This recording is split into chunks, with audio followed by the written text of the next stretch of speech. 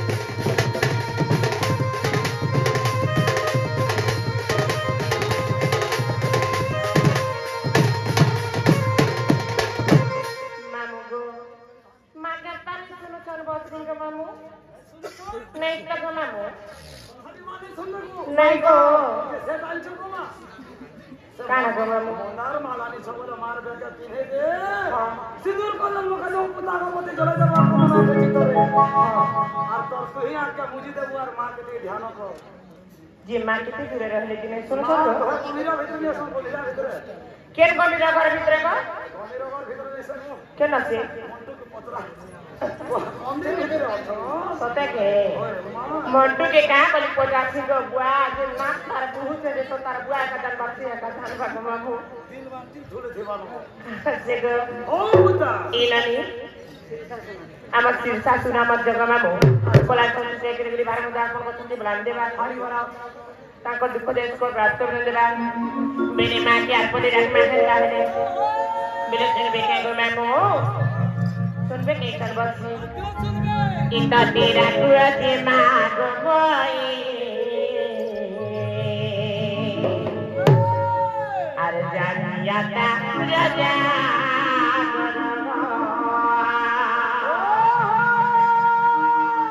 इबर मगनी मगनी गो अरे देव गो मते बड़ा